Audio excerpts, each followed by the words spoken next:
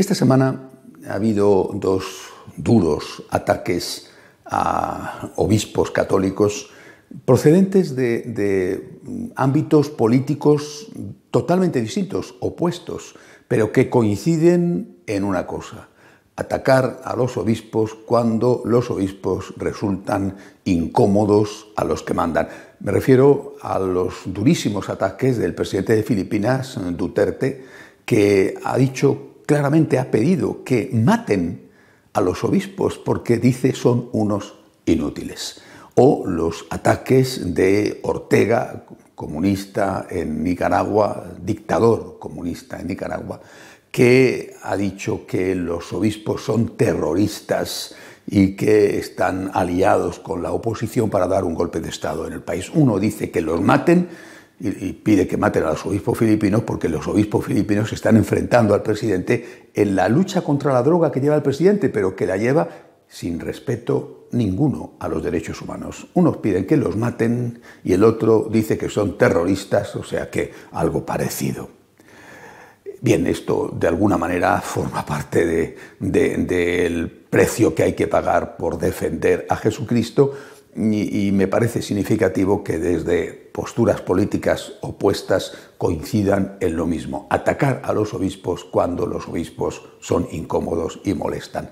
Pero me parece aún más grave que, si no estas palabras y estas acusaciones tan duras, pedir que maten a los obispos es tremendo, ¿no? Pero me parece realmente aún más grave, si cabe, el hecho de que dentro de la propia Iglesia crezca la desafección, la crítica, el alejamiento de cada vez más fieles católicos hacia su jerarquía y en particular hacia los obispos. La cosa comenzó cuando empezaron a destaparse los casos de pederastia en el clero y también en algunos obispos, y sobre todo cuando empezó a saberse que había habido situaciones, personas que habían cometido esos abominables delitos de abusos a menores y que habían sido, entre comillas, al menos protegidos por los obispos, porque en lugar de cortar radicalmente con aquellas situaciones, pues los habían cambiado de parroquia, favoreciendo así que cometieran nuevos pecados, nuevos delitos.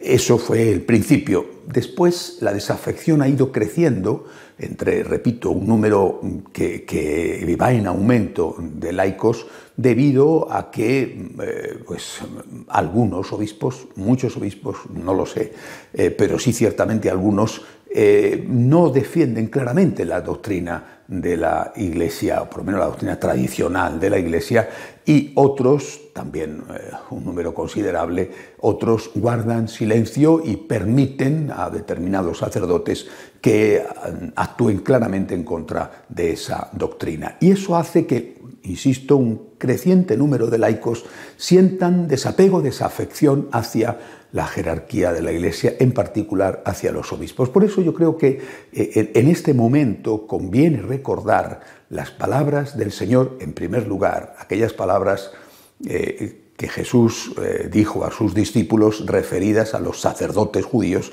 y también a los fariseos: haced lo que dicen, no hagáis lo que hacen. Claro, el problema se presenta cuando lo que dicen, o sea, lo que enseñan, no es correcto. Entonces, a ver cómo nos comportamos.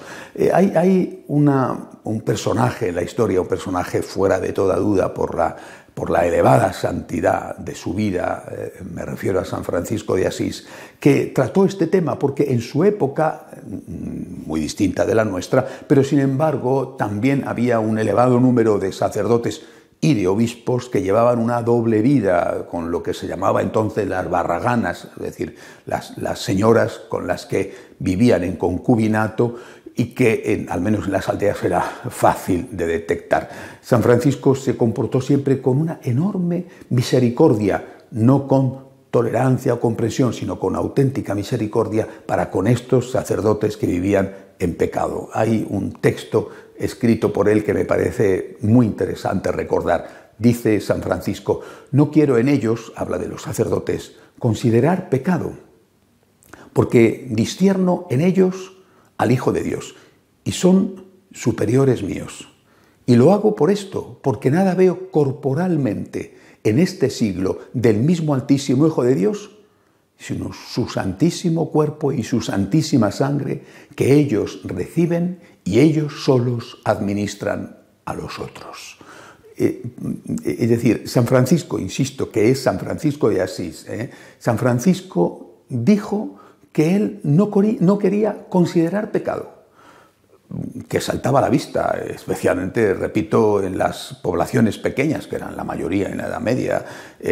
Hay que recordar aquella ocasión en que fue a una aldea a predicar y le arrojaron a sus pies al sacerdote que vivía en concubinato con una señora, y pensaban que él, el santo, porque ya tenía fama estando en vida, sobre todo después de la impresión de las llagas, iba a condenarle, en fin, a llenarle de improperios.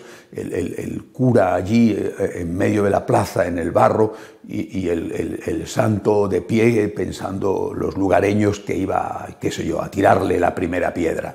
Y San Francisco, por el contrario, se puso de rodillas al lado de este sacerdote, cogió sus manos, las besó y dijo: estas manos consagran al Hijo de Dios y yo no quiero saber otra cosa. Repito, creo que hay que considerar estas cosas en este momento presente. Hay que erradicar en la Iglesia, o por lo menos intentar erradicar en la Iglesia, por un lado, hay que erradicar los delitos, ¿verdad? Es decir, eso es lo más importante, hay que erradicar los delitos y no se puede ser cómplice con situaciones de delito o situaciones que son de pecado habitual. Bueno, esto está claro. Para eso hay que claramente predicar la conversión para todos, no solamente para algunos. Pero a mí me parece, puedo estar equivocado, que por parte de algunos se está produciendo una especie de caza de brujas y se han arrogado el derecho a juzgar a los demás como si ellos no tuvieran ninguna culpa, y a lo mejor no tienen culpa en ese punto en el que están juzgando a los demás, pero probablemente lo tienen en otros aspectos. Pienso en otra noticia de esta semana, lo que le ha ocurrido a Monseñor Wilson, ex arzobispo de Adelaida, en Australia. Monseñor Wilson fue acusado de tolerancia o de permisividad con un sacerdote pederasta. Bueno, sus propios compañeros del episcopado reclamaron públicamente, el presidente de la Conferencia Episcopal Australiana entre ellos, me imagino que no todos los obispos australianos, pero varios, y entre ellos que el presidente del episcopado, reclamaron públicamente que dimitiera.